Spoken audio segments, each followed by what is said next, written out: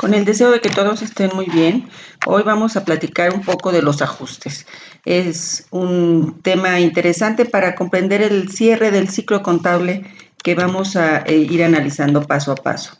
El tipo de registro que se llama ajuste tiene varios motivos para hacerlo, pero en realidad cuando vamos a elaborar estados financieros es el momento en que nos ponemos a meditar, a revisar muy bien la balanza de comprobación y a buscar alguna cifra que pudiera no estar apegada a la realidad como debería de ser para que el 31 de diciembre, si fuera el caso de un ejercicio anual, las cifras que se presenten tanto en el estado de posición financiera como en el estado de resultado integral tengan las cifras lo más reales posible.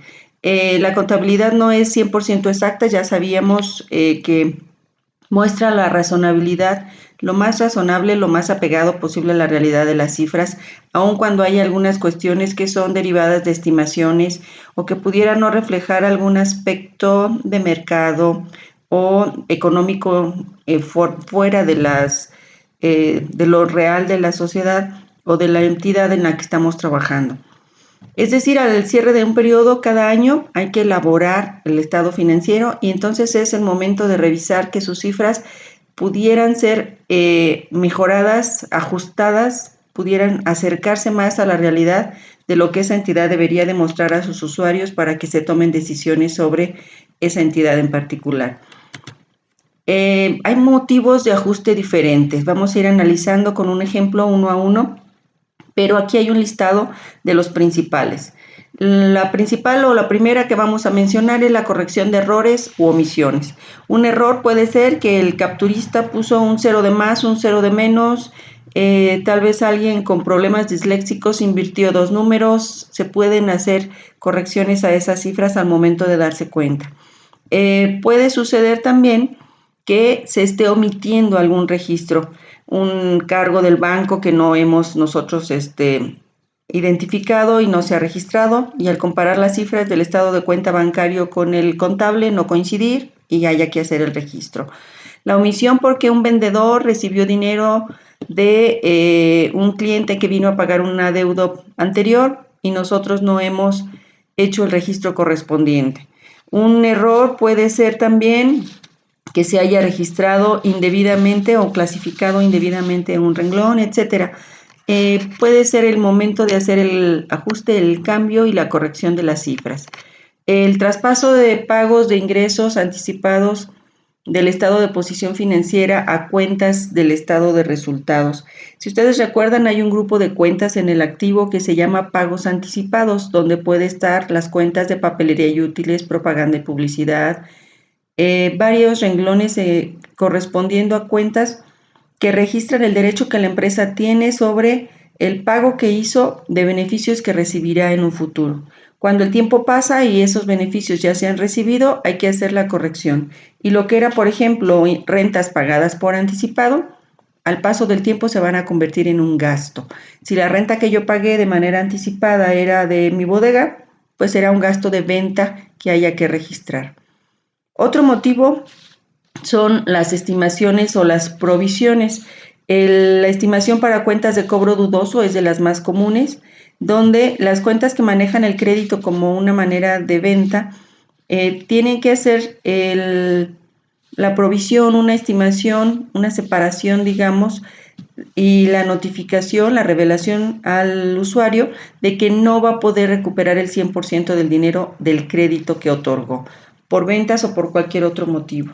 El principal, pensemos en los clientes cuando se llevan producto a crédito, a veces es más costoso intentar el cobro que lo que un cliente quedaba a deber. Ahí es donde se entra al tema de la incobrabilidad. Para eso se hacen ciertas estimaciones correspondiendo a cuestiones estadísticas, a cuestiones del pasado histórico de nuestra entidad, para estimar del un 100% de cuentas por cobrar, cuánto podría no resultar factible recuperar. Otro concepto son las depreciaciones y las amortizaciones. En este caso se estudiará en alguna otra materia los métodos para su cálculo.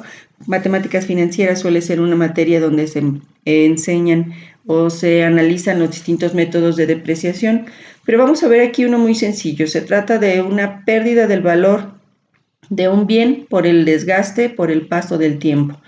Y las amortizaciones tienen un concepto muy similar, con la única variante de que los bienes tangibles, lo que es propiedad, planta y equipo en el estado de posición financiera, se deprecian, mientras que los intangibles, como gastos de instalación, como una patente, son amortizables, es decir, pierden valor por el paso del tiempo, pero no hay una materia física que valorizar. No podremos hacer un avalúo de un bien por sus condiciones físicas.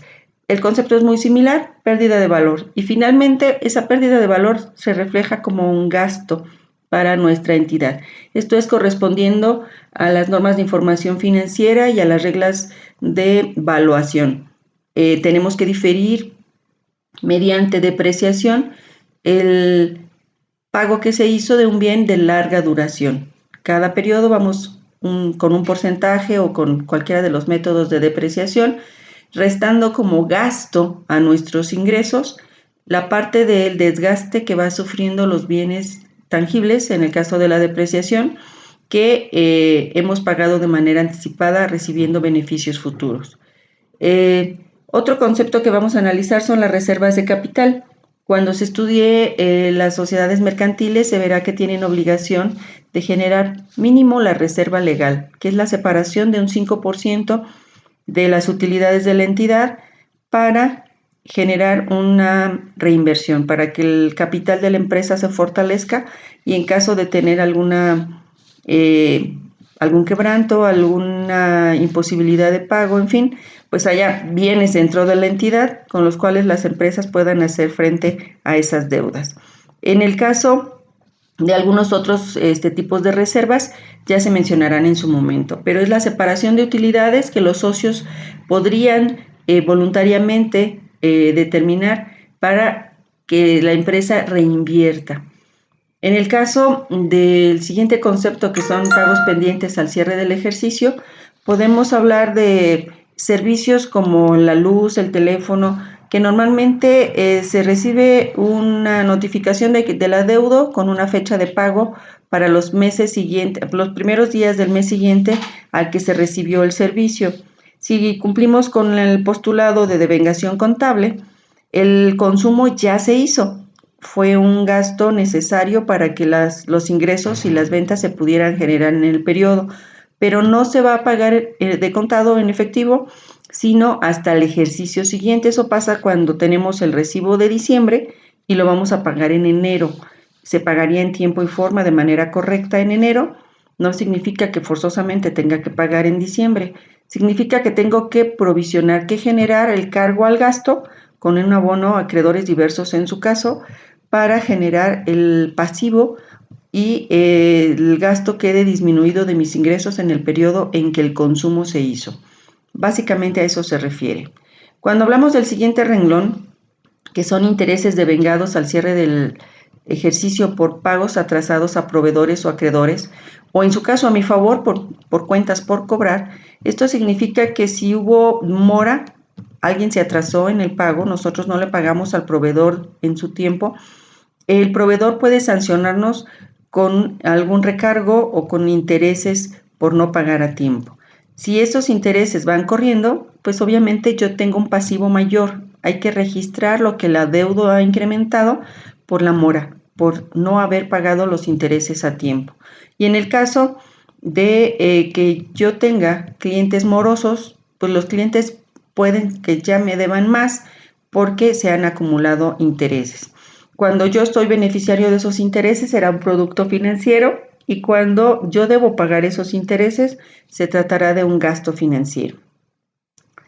Cuando hacemos ajustes a las cuentas de impuestos propios o retenidos o trasladados, hay que revisar cada periodo, de hecho mes con mes, cómo están mis cuentas, la cancelación de las cuentas correspondientes al IVA, en caso de haber hecho retenciones de impuestos, pues que se hayan pagado debidamente o enterado debidamente, y en caso de que tenga que hacer el ajuste, el registro del pago, la determinación, el cálculo, es momento también de reflejar lo que se va a pagar de impuestos en los próximos periodos y que el pasivo corresponda a la realidad. En el caso de la evaluación de operaciones en moneda extranjera al tipo de cambio del cierre del ejercicio, me voy a permitir dejar este tema para un próximo video, pero básicamente se trata, si lo vemos de manera teórica en este momento, de que el tipo de cambio al cierre del ejercicio, es decir, al 31 de diciembre, se refleje mis deudas pactadas en otra moneda. Si yo compré mercancías de importación en dólares y todavía tengo algún adeudo por pagar, ese adeudo tiene que estar valorizado al 31 de diciembre. Si yo pacté, por decir a un tipo de cambio de 18 pesos por dólar y hoy vale 20 pesos, yo tendría que incrementar el adeudo que tengo con mi proveedor porque voy a requerir más pesos para pagar la misma cantidad de dólares que yo combine en su momento. Ese ajuste implica una pérdida cambiaria, es decir, un gasto financiero que se abonaría a proveedores, incrementando el valor de los proveedores. Tendrá un capítulo aparte y un estudio muy particular este tema, pero también hay que revisar al cierre del ejercicio la evaluación de nuestras operaciones en moneda extranjera. Y el último, que ocupa también un tema muy particular, que es la determinación del resultado del ejercicio y el vaciado de las cuentas de resultados.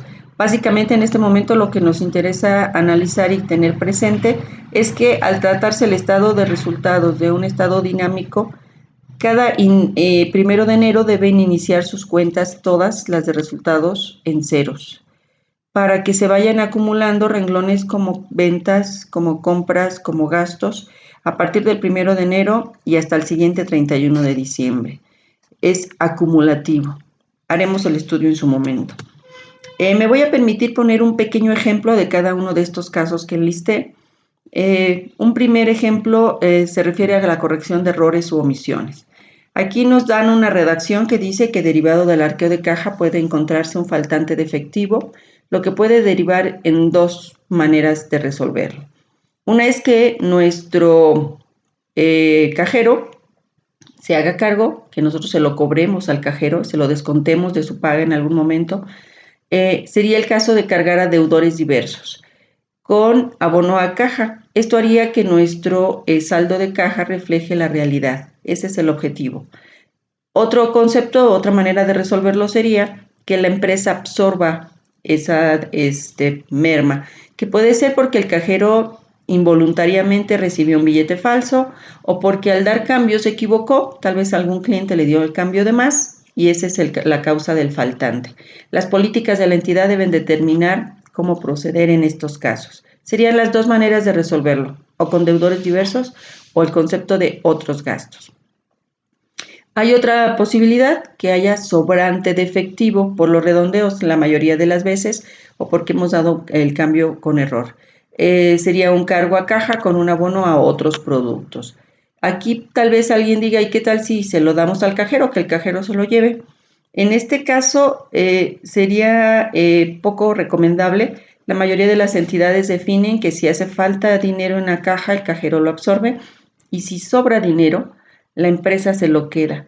No es una injusticia, se trata de proteger a nuestros clientes. Si yo le doy esa facultad al cajero, el cajero haría voluntariamente la comisión de errores para que siempre le sobre dinero. Eso sería totalmente impráctico en una entidad. La mayoría de los empleados buscan el incremento de su sueldo y esa sería una manera de incrementarlo necesariamente. Así que por eso no les pongo la otra opción, solamente otros productos. Esas diferencias, esos redondeos se quedan a la entidad como si fueran una ganancia. Obviamente la empresa no se dedica a eso, tenemos que considerarlo otros productos. Conceptos similares pueden pasar si se trata de movimientos de inventario, faltantes de inventario, inventario que hay que dar de baja porque ya no es apto para venderse, está dañado, cualquier cosa de este tipo. Puede pasar también en la cobranza a clientes que haya una omisión, que no se haya registrado el cobro, como decíamos, tal vez también de mala fe. Un vendedor recibió dinero de un cliente y, como decimos coloquialmente, lo anda jineteando por ahí, está usando ese dinero para sus bienes o fines personales, mientras la entidad no se da cuenta, no lo deposita. Una manera de darme cuenta de eso, pues es haciendo una compulsa con el cliente, preguntando al cliente y verificando que él coincide en su saldo conmigo, o cuando intentamos nuevamente el cobro y el cliente nos comprueba que efectivamente ya está pagado. Conceptos como este puede haber muchos ejemplos. Básicamente se trata de que con un cargo, con un abono, corregir los saldos, que mis cuentas al cargarse o al abonarse, como el caso de caja, al final reflejen el saldo correcto. Debo partir del saldo que tengo en mi balanza de comprobación y hacer el aumento o la disminución correspondiente según el motivo del ajuste. Un ejemplo de un traspaso de cuentas de pagos o ingresos anticipados a mis renglones del estado de resultados puede ser cuando se devengan o se consumen pagos por renta de un local, cargo a gastos de venta y abono a rentas pagadas por anticipado.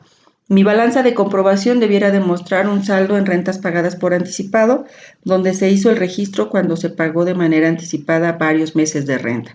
Al final del periodo yo tengo que analizar cuáles de esos meses ya devengaron, ya pasó el tiempo y ya están vencidos. Entonces se convirtieron en un gasto. Cargo al gasto correspondiente. Decíamos, si se trata de un local, pues será el gasto de venta. Si se tratara de mis oficinas, sería un gasto de administración. Y la disminución a la cuenta de activo se hace abonando a la cuenta correspondiente. Podría ser papelería y útiles, primas de seguros, propaganda y publicidad, intereses pagados por anticipado. Habría varios conceptos aquí a considerar. Y caso contrario, si yo he cobrado las rentas, en este caso el segundo punto me dice que se cobraron rentas por anticipado al inquilino de un local adaptado a nuestro edificio y no corresponde a nuestro giro principal. Entonces, rentas cobradas por anticipado siendo cuenta de pasivo disminuirá con un cargo y en abono tendrá que ser a otros ingresos, porque se trata de un concepto que no es el giro principal, pero que nos ha generado un ingreso. Yéndome a otro concepto, las estimaciones o provisiones. Aquí aparece como ejemplo que se estima incobrable el 5% del saldo de la cuenta de clientes. La incobrabilidad de una cuenta relacionada con mis clientes necesariamente es un gasto de venta. Debo hacer el cargo a gastos de venta con abono a la cuenta de estimación para cuentas de cobro dudoso. Esta cuenta también podría llamarse provisión para cuentas incobrables, provisión para cuentas de cobro dudoso, estimación para cuentas incobrables, tendría varios sinónimos. Pero hay que recordar que se trata de una cuenta que denominamos complementaria de activo. Es decir, aparece dentro del activo, pero con un saldo acreedor, disminuyendo a la cuenta que le dio origen. En este caso, en mi estado de posición financiera aparecería el saldo de clientes, que pudo haber sido 100. Si me dicen que el 5% se considera incobrable, entonces disminuimos al presentarlo en el estado de posición financiera con 5 para que en un neto se acumulen 95, sumando a las demás cuentas de mis cuentas por cobrar o de mis activos circulantes. En este caso, no puedo restarlo a clientes porque no sé si es el señor Juan o el señor Pedro quien no va a tener dinero para pagar. Podría ser cualquiera. Entonces aparece como una estimación por separado, en tanto yo tenga la posibilidad de considerarlo realmente incobrable y entonces sí, abonarlo a la cuenta del cliente que ya definitivamente no vendrá a pagar. Las reservas de capital se trata de la separación del 5% de las utilidades cada año como reserva legal hasta completar el 20% del capital social. Este ejemplo muestra un cargo de utilidad neta del ejercicio para separar esa parte de las utilidades. Eso significa que al disminuir la utilidad neta del ejercicio, lo que estamos dejando a disposición de los socios para que hagan retiros de la cuenta de utilidad sea menor. El tener dinero no retirado como utilidades en la entidad permite hacer inversiones, permite afianzar los activos para que en caso de que la entidad en un momento determinado no cumpla debidamente con sus pasivos, tenga de dónde echar mano. Un poco la intención de la Ley General de Sociedades Mercantiles es esa cuando generó la reserva legal. dentro de la Ley General de Sociedades Mercantiles. Pero existen otras reservas que pueden ser voluntarias. La Asamblea de Socios en una reunión anual puede votar y definir algunas otras reservas. Puede haber reservas de reinversión que estarían separando una parte de la utilidad para renovar los activos en cuanto sea necesario. Hay algunas empresas como las farmacéuticas o de cosméticos, tal vez requieran para investigación y una parte de las utilidades se separe para investigación. Hay algunas entidades preocupadas por sus trabajadores que generan también unas reservas de previsión social, separando parte de las utilidades de la empresa para cuando los empleados se retiren o para darles prestaciones adicionales, para generar fondos de ahorro que pudieran favorecer a los trabajadores. En fin, hay algunas otras consideraciones que pudieran hacerse para pensar en una reserva de capital. La disminución entonces es con cargo a la cuenta de utilidad del ejercicio con abono a reserva, a la correspondiente. En este caso se trata de la reserva legal y así le denominamos. En caso de existir otras reservas, cada una tendría que tener su propia cuenta de mayor. Los pagos pendientes al cierre del ejercicio por conceptos ya devengados. En este caso decíamos ya se trata de esos recibos de luz, de agua, de teléfono que pudiera tener la entidad pendientes en el mes de diciembre y que se pagarán hasta el mes de enero. Según el gasto de que se trate, vamos a hacer un cargo a gastos de venta, de administración, si fuera el caso, gastos financieros y abonar a acreedores diversos, porque pues le debemos a la Comisión Federal de Electricidad, le debemos a el organismo regulador del agua potable, le debemos a tal vez a el operador de internet, cualquier compañía, tendríamos que denominarla como acreedores diversos. Este sería el caso. Cuando pensamos en intereses devengados al cierre del ejercicio porque nos hemos atrasado en nuestras cuentas, ya explicábamos también que por vencimiento y porque así lo estipulan los contratos, puedo estar generando intereses cuando cometo mora, cuando no pago a tiempo, y ese sería un gasto financiero para nosotros. Incrementando el saldo de lo que yo le adeudo a mis proveedores, en este ejemplo, estaríamos cargando a gastos financieros el monto del interés acumulado y abonando a proveedores para incrementar su saldo. Pero en este caso también, si fueran intereses a nuestro favor, que es nuestro cliente quien no ha pagado, tendríamos que incrementar el saldo a clientes con un cargo y abonar a productos financieros. Esos intereses acumulados generan ya una ganancia en materia de resultado integral de financiamiento para nosotros. Cuando ajustamos por impuestos, vamos a poner el ejemplo del IVA. Aquí se trata de cancelar las cuentas del IVA y dejar el que corresponda. Si yo tengo un IVA trasladado mayor que mi IVA acreditable, cargo al IVA trasladado, abonando al IVA acreditable por su saldo y la diferencia tendría que ser IVA por pagar. El saldo de la cuenta de IVA acreditable, que es el menor, es el que voy a abonar y esta cuenta quedaría saldada. Al IVA trasladado también le voy a cargar su saldo para que quede en ceros y la que quedaría con saldo sería IVA por pagar, que representa una cuenta de pasivo, mientras que las otras dos se eliminarían, ya no aparecerían en mi estado financiero. En lugar de que en activo me aparezca el IVA acreditable y en el pasivo el IVA trasladado, me debe de aparecer en el pasivo solo el IVA por pagar. Ya disminuido del IVA acreditable se denominará IVA por pagar.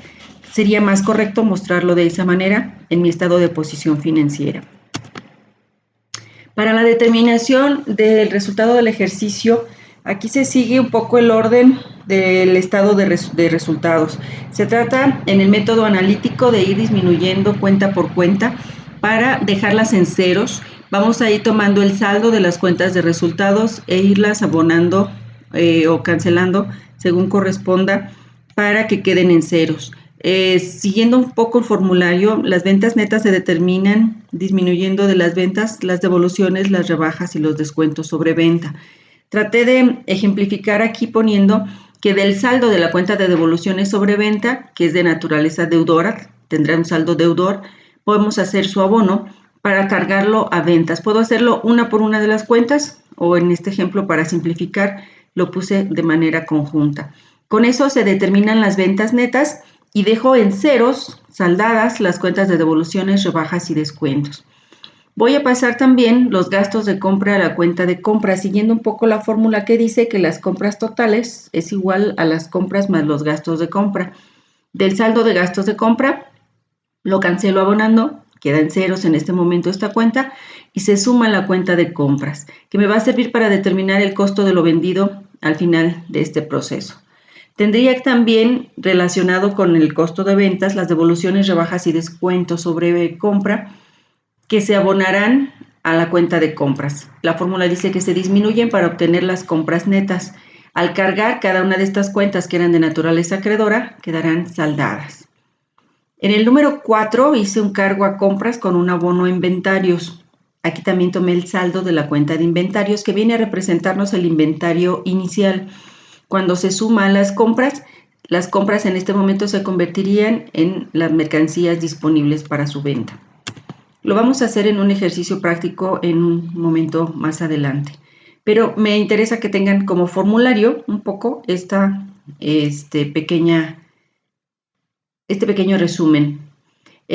Para restar a las mercancías disponibles el inventario final, lo que tenemos que hacer es obtener el dato. En el método analítico este es un dato externo, me lo tienen que dar, de cargar al inventario el inventario final y abonarlo a compras. Con eso compras en ese momento se convierte en costo de ventas.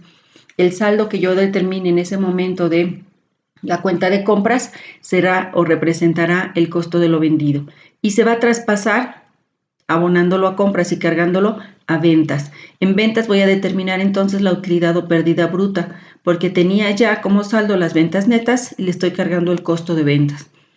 De ahí viene el uso de una cuenta que es temporal, que es solamente para fines prácticos, que voy a tener que eliminar al terminar este proceso de eliminación de cuentas, pero que me va a servir para determinar finalmente la ganancia o la pérdida del ejercicio. Y se llama pérdidas y ganancias. Es una cuenta que no forma parte ni del estado de resultados ni del estado de posición financiera. Solamente lo voy a usar para fines prácticos de eliminación del resto de las cuentas de esa segunda mitad del estado de resultados, donde aparecerán como primer renglón el saldo que tenga ventas. Si es un saldo acreedor, se carga ventas y se abona a pérdidas y ganancias.